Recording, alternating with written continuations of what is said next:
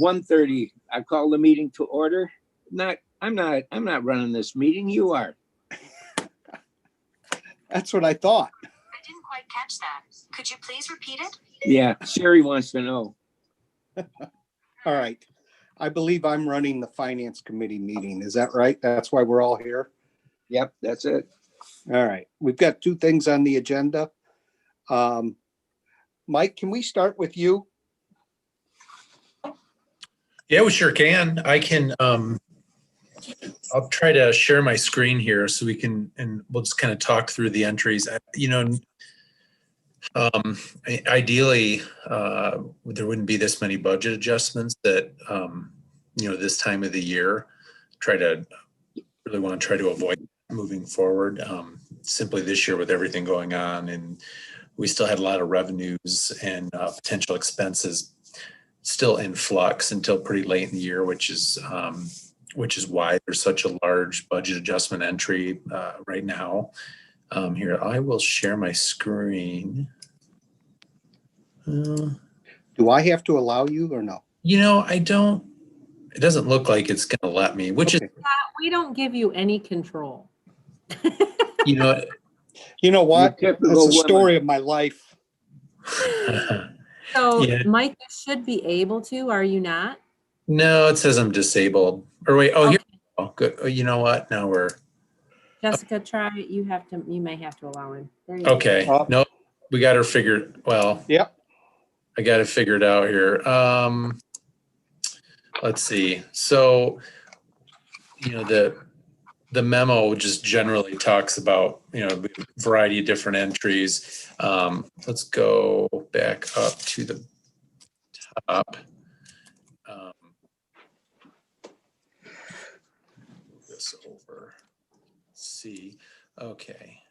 So we're starting with the general fund, and because there were so many entries, we broke this into a variety of pieces. As we're going through, if anyone has questions, feel free to ask. Right. I do appreciate the brief summary you put under each of these. That helps a lot. Oh, good. The first piece here is, primarily to recognize the various CARES Act grants that we either received partially or in full during the year. Like I said, we had the 751,000 was a 1.5 times what our August revenue sharing payment was supposed to be. The revenue sharing payment, which is the I don't know if you can see my cursor, but the negative 483. What would that be? Right. Down.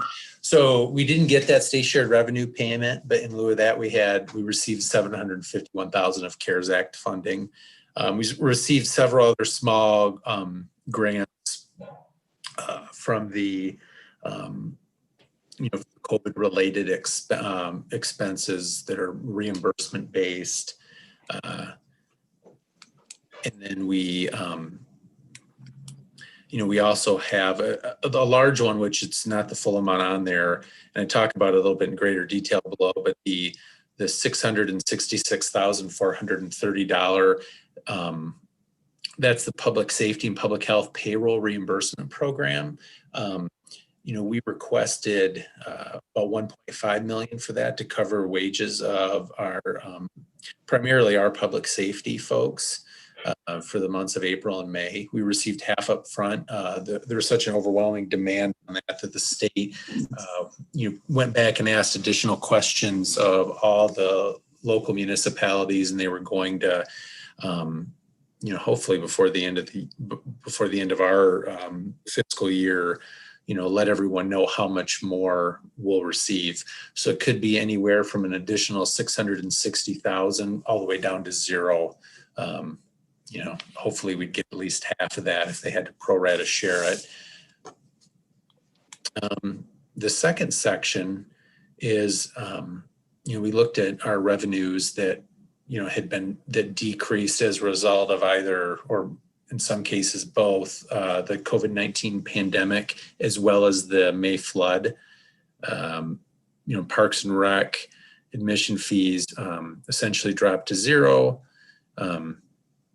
we saw district court revenues drop significantly, $350,000 in total.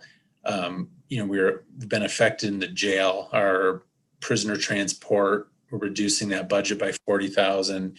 Then I have on here, the out of county inmate lodging decreased by $250,000. So that's our federal prison population. And then following, the analysis that was done for this, and when it went to you, we checked back with the jail, and their numbers for October, November, December had dropped even more significantly. So, we're taking another 185,000 out of the jail lodging. So, if you add those up, I think the original budget was 2.3 million, 250,000 out here, and then we have another 185. So it's a pretty significant drop from 2.3 to 1.8 million. Right. COVID, and it's just for whatever reason, Bridget, you can correct me if I'm wrong on the numbers here, but the census was almost in half. Yeah, that's accurate. Recent report. So If you just think back to the numbers that show up in our executive committee reports, Sure. and it's just a snapshot in time, right? It's just one day. However, typically the numbers for federal inmates are anywhere between 70 and 85. And this morning it was 40 or 41. So definitely have a decrease. And actually getting that number yesterday was another reason for me to go to Mike and say, hey, let's try and fine tune this even more, because I'd rather reduce the budget too much and at least, be prepared for it than be caught off guard by it. So he went ahead and talked with the jail and did what we needed to do. And that's why you see a little bit of an adjustment here. I would like to draw your attention to that awesome accounting is fun trick that Mike showed you with the calculator actually on the That was front. pretty cool. okay, well, good. I'll pull it back up if we need to use it again during. That was pretty slick. Yeah. Well, I was going to take it off screen, but I'm like, oh, this will be. Everyone can look at it. Go ahead. A question on the inmate lodging. Does that also reflect smaller sentences in terms of days in jail? Could it? No, not necessarily, because these are federal inmates you're talking about. So, it could, but I guarantee it's not. This is Okay. the standard that's currently being held with the jail, that they're admitting a lot less people because they want to minimize the inflow of inmates to try and, reduce the instances of COVID. And are they going on a recommended standard for that, or is that just I don't know. I think this has just been the request of the sheriff or what he's kind of laid down as far as this is what we're going to do right now. And we did have some employees in the jail that tested positive. So I don't know that we have any right now, but yeah, it's not near as bad as around us though. Correct. Almost awful. I hate to go on record, but I don't know that we've had any inmate cases as of today.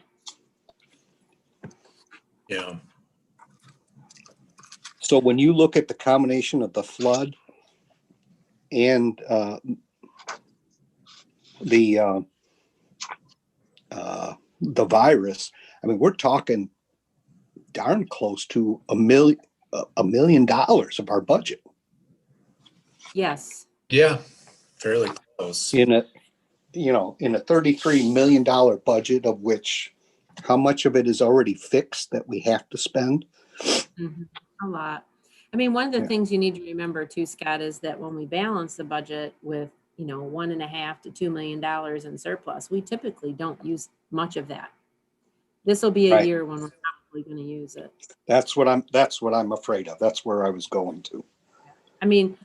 But that doesn't mean that that's going to continue.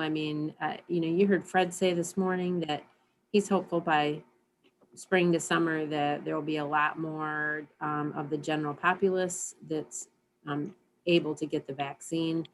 I think when that's the case, and particularly our folks that are essential workers, obviously healthcare and congregate facilities are going to be first, but I think that the jail folks won't be far behind them, and that will increase an opportunity to start pulling more borders in from the federal government. So that should help that area.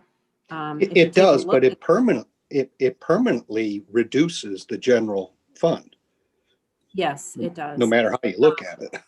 Right, but but my hope is that we won't find ourselves in that situation again for 2021. Yeah, I just look at overall big picture, it just puts more pressure on our budget and trying to be correct, which we are. I mean, we do a fine job on that. It's just that we can't take many more hits. And I mean, we're in a good position as a we are. county. Yeah, we are. I mean, right now our fund balance is, well over 10 million, and that's about just under 30%. So of what our expenditures of general fund expenses. Right. So, yeah. And The we'll other see. thing, Oh, sorry, go ahead, Mike. no, I was just going to say, and you'll see as we go on, down the list, we've been aggressive with trying to pursue any money that's available.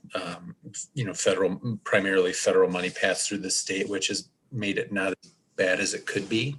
Absolutely. Yeah. Well, we've had expenses increase,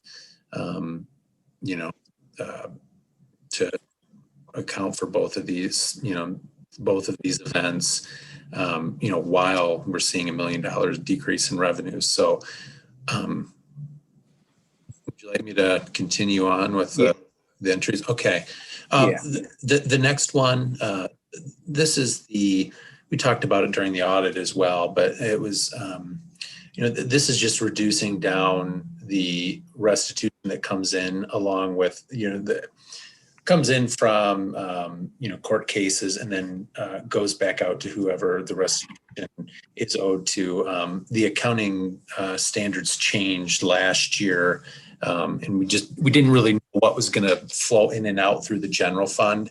So when the original budget for 2020 was put in, it was still at that higher amount.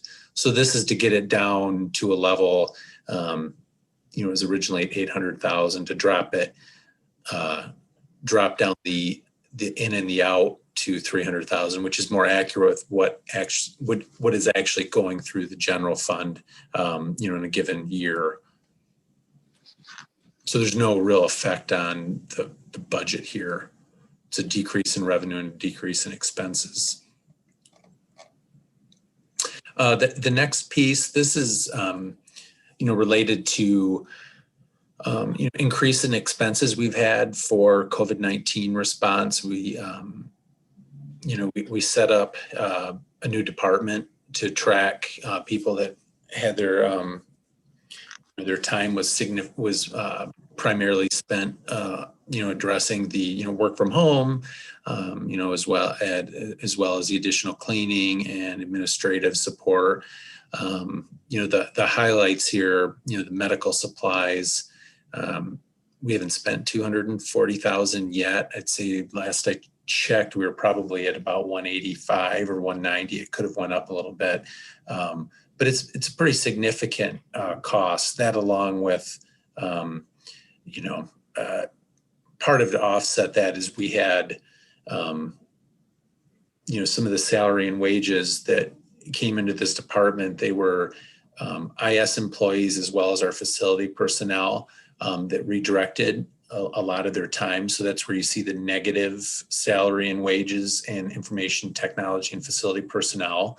So it's sort of shifting it. Well, really it is shifting it from their home department to the COVID-19 response. The other good thing that we have to offset some of these expenses is the CDBG grant that the board approved last week, I believe. At least approved the application. We're hoping that majority of these costs will be reimbursed with that, with that grant support. Not all of it, obviously, but fairly close. Hey, Mike, I have a bit broader Sure. question that this reminded me of. When we do our audit, or when the Mhm. audit is done, there's something at the end that's always called a single audit. Yeah. And I think that's reserved for generally big ticket parts of your budget, et cetera.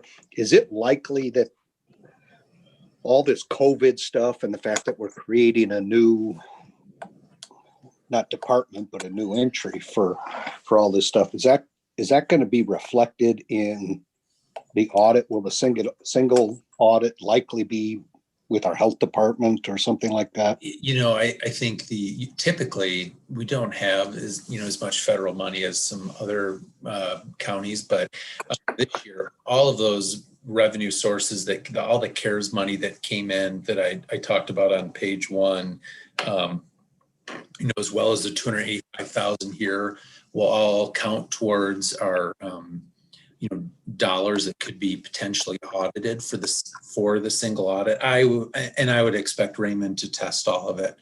Yeah. It has the same CFDA number, which is good. So it's one program, but with the amount of money, flowing through, they're going to test those. Typically, year they look at the health department because that's our biggest source of federal dollars. But I wouldn't be surprised if they did the health department as well as the CARES Act grants. So it may have to test. Go ahead. Can I clarify something on that, Mike? Scott, it's not big ticket items, it's federal grant money. Big ticket federal grant money. Yeah. Yeah, so the auditors vary every year which federal programs they audit that they do extra testing for under the single audit.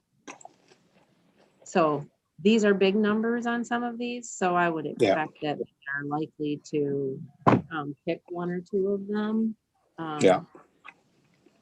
So Got it. Okay. The next section here, just a few various year-end adjustments. One really positive thing, the Register of Deeds did really well with their charge for services this year, so much so that we had to increase their budget by $80,000. So that obviously helped make up for some of the other lost revenue. And then as of the time when this entire entry for the general fund was put in place, the net effect of everything was a decrease in use of surplus of $106,000, which is pretty amazing when you think about all the additional expenses we had. Absolutely. Go ahead. No, that was up. Oh, okay. Just agreed. Okay. The next section is, talking about the flood. We set up a separate pay code as well to track our hourly folks' time spent on the flood, so we could get potential reimbursement down the road from FEMA. So you can see there's, a total of about 250,000 right now. Contractual services is, the large line item for that. I didn't include any revenue because, it's still really early in the process to see if we'll get a 75% reimbursement from FEMA for these costs, or I'm hoping it'll at least be some portion of it. And then the next entry in the general fund, and it spans several pages. We're being, and I'll scroll down to the bottom here, we're being conservative on this, but because we didn't know, how many people would take advantage of your generous plan that you approved to allow people that couldn't take vacation of the year to max out up to 80, or to take 80 hours as of their paid time off as a cash out. So this entry is really, this piece of the entry, I should say, is just accounting for if every single person that was eligible took their 80 hours. Since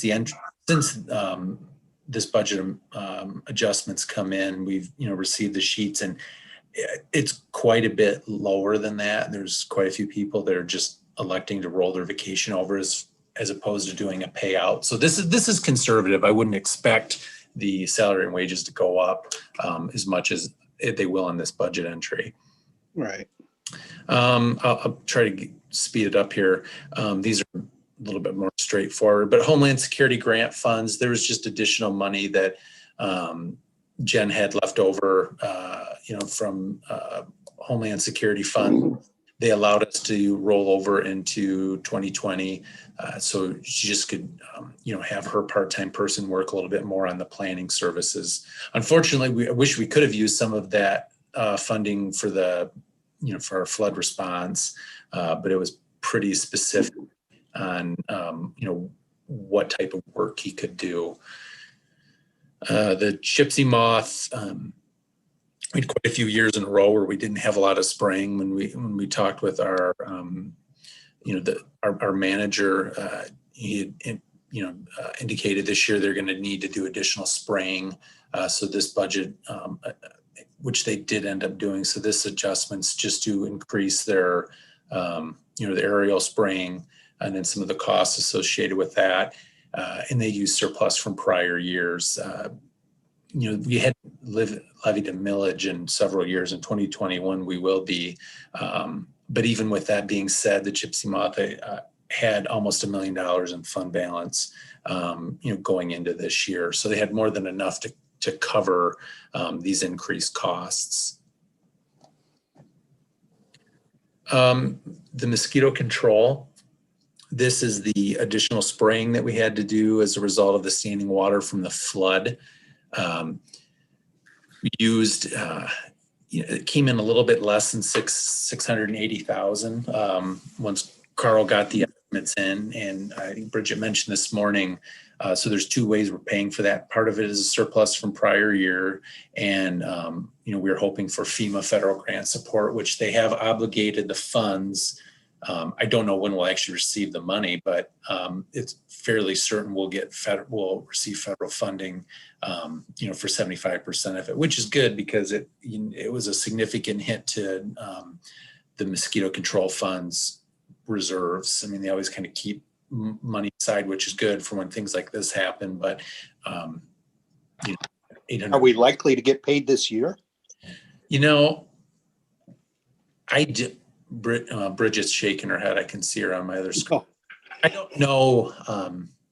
I would be surprised if we did. I don't know why we couldn't, because we've given all the documentation. We've already paid the contractor. So I don't know. It'd just be waiting on FEMA, which. so if it comes next year, can we still apply it to last year's budget? Yeah. What I would do is if it doesn't come through it a year, I'll keep the revenue and stick a receivable on the books. Okay. A year for the federal grant, and then when the money comes in, we'll just it'll flow back through. So we'll be able to do that. 911 dispatch just had increased tax revenue, so we had an adjustment for that. Concealed pistol licensing. When the original 2020 budget was put in, we just neglected to add the interfund transfers out, which is money that goes over to help pay for voting equipment. So we're putting this entry is just, we've made the transfer, but it's just to get the budget to be reflective of that. Drug law enforcement, they don't have a lot of money left in that fund, but that was one where it's our auditors recommended last year that we should just budget the full fund balance every year, because it's just to make sure we don't go over budget, which Got it. in 2020. So that's to take care of that in case they decided, which they haven't done much training this year, but I think moving forward in 2021, we did the same thing and just said, we're going to budget that we spend all the money we have. Cool. And here's the purpose with That's the second bit. Yeah. yeah. And the health department, Holly has a memo here, and it's like I said, they have the largest amount of federal grants, and they have, many different programs. They've received a lot of additional funds for, COVID response this year. But the entry that's provided in the next 7 or 8 5 pages really is related to, just general budget cleanup, as well as Medicaid cost report settlements, which are typically a few years behind. It's pretty difficult, and all health departments across the state, county health departments, I should say, across state have, issues with figuring out where Medicaid's going to, come out and reimburse us. So this budget entry is just to account for that. And, like I said, there's, they have many account line items, and that's why they have a full-time person just working on their budget. But, at the end of the day, we received 297,000 more in the Medicaid cost settlement. And there's some additional grants or reimbursement based on activity, as far as immunizations and other type things, which were higher than the original budget. So I'll stop sharing so we can all see each other again. Well, thank you. I got in under half an hour, so. I appreciate that. I knew this one was going to take a little bit of time, a little bit of explanation, and you did a fantastic job on that. In addition to the little in-app calculator, that was pretty cool. Oh, Well, thank this you. is the fun part, I thought you were right? just showing off. Oh, Okay, any other questions, Jeanette, Jim? No, No, Okay. I did have some, but he was very thorough. Okay. Are you getting excellent. an echo? Because Jim and I are both in the office. We are Yes. getting a little Little bit, bit. yes. Move to the Okay. walls. Okay, I'll move to the conference room. No, it's not terrible, but, okay, let's, go ahead. I'd entertain a motion to approve the budget adjustments. So moved. Jim, you want a Support. sec? Moved and Support. supported. Any further discussion? See none. All those in favor, please say aye. Aye. Aye. All right, that passes. Thanks for all of that, Mike. Appreciate it. Absolutely. I love Kevin Beeson's picture, by the way. where is it? It's probably at, do you have the screen where you can see everybody? He's on his I iPad. can see 9 people at a time. Oh, you gotta flip it. He's on the next one. It's worth I it gotta though. flip it. If I Just talk, swipe left. bring me up, Jim. Can you see me? Kevin Beeson, it looks like a caricature of you. Very Who drew- observant. Who drew it? I have no idea what the guy's name was. Okay, Well, let's we make move you on look to the quite next. handsome. I want to get to the, sorry. Finance, there we are. Okay, the next piece of business, IT GIS director submits vendor selection for the redevelopment of the county website and an employee portal. And Chris, are you on the line? I am here. How are you guys doing? Oh, there he is. Doing great. Fun. Walk us through this. Thanks for taking us. It's interesting because 4 or 5 of us from the website committee are on this call, so that helps. I didn't make the decision by myself. We actually put together a great team that reviewed the RFPs that came in. And Jen and Kevin and Jessica, Bridget, myself, and then Patrick Clark and Chloe Updegraff and a couple others also sat in over the last 3 months reviewing Is the, somebody else hearing that beeping? excuse me? There was a lot of Were you beeping buzzing, going on. Chris? Is your phone buzzing? right, go ahead. It was either Chris or Scott. I muted everybody else. Okay, cool. So anyway, just getting through this, we had 11 proposals. We narrowed it down to 4 proposals, and then we did interviews with those top 4. And it was a unanimous decision by us that did the interviews that Jesse James Creative was clearly the top proposal that we got in out of the 11. So I'm writing a letter to you guys requesting that we move forward with a contract with Jesse James. I just wanted to highlight that stood out with our current website and the need for this. If you guys remember last fall in 2019, we had the issue with the defacing of the homepage. So we started having some security issues with the current .NET Nuke environment that we're in. And that started the process to looking into getting a new website and a new CMS or content management system. Since then, some more things have been pointed out that we need to address with our website. 3 or 4 weeks ago, our hosting environment went down. They were hit with a ransomware attack, and they proactively turned off their network to mitigate the issues. But that did render anyone that was having a website hosted by them, their websites were offline for about a week. So that was highlighted. Other things that are going to be addressed with this new project would be making our website more ADA compliant, the American Disabilities Act, and adding an employee portal for our employees. With the onset of COVID and the use of going to a mobile workforce, there's been a lot more need for our employees to be able to access information that normally is on our intranet, but you can't get that unless you're connected to the network.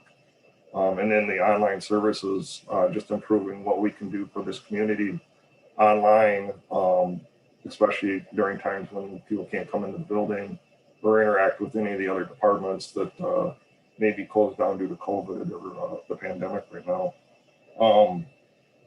So that kind of highlights some of my concerns and why we move forward with this project. I know there's a few others that the other folks might want to mention. I do have a little demo screen sharing thing I'd be happy to do with you guys if you'd like to see some of the stuff that Jesse James Creative has proposed to do for us. It was certainly unique, and that's why we felt that to help them stand out versus the other web developers that had proposals come in. So I can show that or I can skip it, but we wanted to be prepared to show you what we have. Scott, what's your pleasure? Eric's Hold on on. the line. Sorry, Great. I was on mute. Can we take just I don't want to spend a lot of time, but can you spend maybe 2 or 3 minutes? Just Absolutely. Can you give us 5? I give an IT person 5 minutes. That's an hour. Nah, not I am- today. I'm All not right. a good IT guy, so we tend to would rather be in the office working than out communicating sometimes. So I'm sharing a screen. This is a little mock-up that Jesse James did for us to kind of like some of the features and things that they can do for us with a new website. So just that in itself is impressive. They put this together over the weekend just to help us highlight the things that we needed to highlight. So I'm going to skip through a couple, and you asked to keep it 3, so hopefully I don't go too fast. This is an example of one of the websites that they did for up in Alaska. This is what the website used to look like. And if I click again, you can see what a difference it makes when you work with Jesse James versus a normal website company. Certainly a lot more aesthetically pleasing. It's more inviting, and it's getting the information across and to the folks.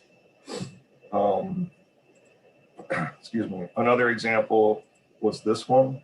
with Franklin County, Pennsylvania. Again, this is just one section of their website talking about the history of the county. This is what the old site used to look like. And with Jesse James, it's going to load a timeline and talk about the history. And this becomes more of a story. They're talking to you. They're expressing the information in a much more appealing way to the community and what they're talking about. Another thing that they like to highlight is this atomic design. This is the approach that they take to building websites. And I can share this with any of you guys if you want to look at this outside of this presentation. But this is how they build it. You know, from the atom to the page, they put together the little pieces and build the whole product. So this is their process. Okay, evidently there are three things you don't want to see made: laws, sausage, and websites. I don't need to see the details. My only question here is, you know, when will we have something to look at? And I'm assuming the committee will then, you know, decide on final content. Is that right? Yes. So I think the timeline is directly driven by how quickly we can make the departments work on content and getting stuff into the website, the new website. So I'm proposing that this website committee, you know, stay together and we drive this project. And I would say within six to 9 months, we can have a new website up and built with Jesse James and off of the current environment that we're in. There was a second question you asked. Will the website committee stay involved, I think? And No, but I assume they will. yes. Yeah, when will we be given, you know, time for final approval, I guess? I would say in 6 to 9 months. Okay. And that, and like you said, is there a lot of new content that you're going to be requesting from each of the departments? Let me take a swing at that one, Chris. Absolutely. The content is really driven by Jesse James, and what we liked about them so much was that they're an outsider looking in, trying to tell a story. They were concerned that our website gives a lot of facts and figures, kind of like reading Wikipedia, and to engage people to want to look at the website and do things. We probably will need some new content, but we won't be doing it pointlessly, because they will tell us this is what we need from the sheriff. This is what we need from the Register of Deeds. They've done this around the country, and their outsider look was what was so refreshing to us, rather than us patterning after what Bayer Saginaw has. Look at what happens nationwide. So I think that, yes, it'll be there, but we'll start working on it as early as January. That's why we're trying to get this approved today. There'll be, 4 to 6 to 9 months. It depends how fast we can react. We seem to be the holdup, not them. They're a pretty deep company, willing to be pretty fleet on their feet. And quite frankly, Chris highlighted that our website that we're using right now has been compromised not once but twice. We don't control the code. There's not much we can do.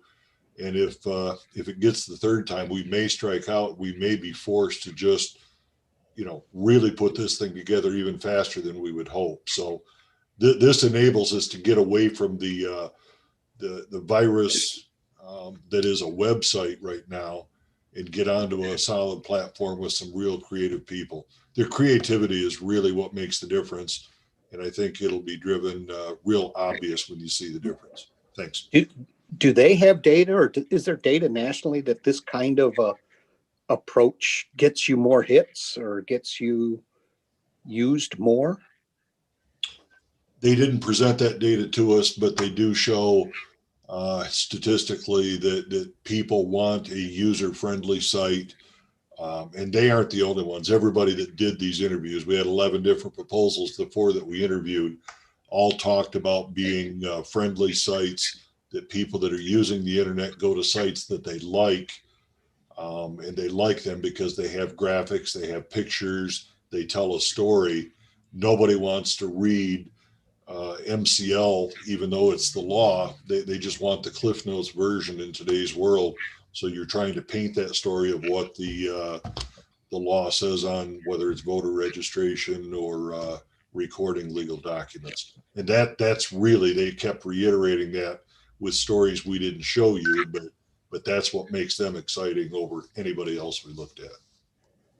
Let me jump in here too. I really think that the functionality, this isn't just about, well, I keep using this word because I think it's important. Government websites don't need to be boring. They can be just as sexy as a lot of other websites that draw people in and encourage you to come visit Midland. And my goal has always been that our site is a community site, not just a County of Midland site. And that's one of the things that Jesse James's proposal really made us excited about. The other thing is that they have a lot of functionality built into the aesthetics, and their content management system is pretty easy, intuitive, which I think is going to make it easier for our departments to be willing and able to upload and make content uploads and changes to their own department web pages. Now, the thing that Chris highlighted is the vulnerability that we've had with the website being hosted by the company down in Texas.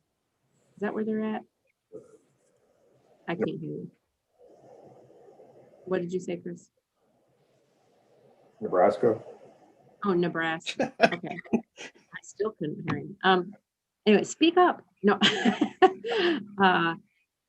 This company, Jesse James uses a company out of Lansing, the Lansing area, as their web hosting. It's a little bit smaller, but although you maybe run some risks with the smaller company, there's a lot more exposure with a larger company because hackers they want the bang for their buck, and they're looking at the large hosting companies like we currently sit with. So there's some positives, I think, with that too. I'm really excited about I'm just really excited about this. And I think it was a unanimous choice by the people on the committee that Jesse James was going to be able to sort of take us to that next level with our website. As you can see from the letter, there's funding available in capital funds. In the event that we aren't successful in applying some of our grant money through this MEDC's CDBG grant that you approved last week, I would like this committee to authorize the expenses. You don't have to do a budget adjustment because they're all the funding's in capital at this moment. But authorize the purchase out of capital up to 98.5, just in the event that we don't have any luck getting the MEDC to approve some of this funding from CARES. So I'm hopeful that we can. Okay. Jim, Jeanette? Nothing further from me. Okay. I just I would- wanted to say that the website has always been on my radar, and I like to have the good communication with our community. So I am grateful that we are pushing forward. And I was able to talk to Jessica about some of it and get some clarification and on it, so my questions are answered. Thanks, Jessica. Okay, thanks. Okay, I would entertain a motion to approve. Support. It's been moved in support. I think, Jim, you moved it. Any further discussion?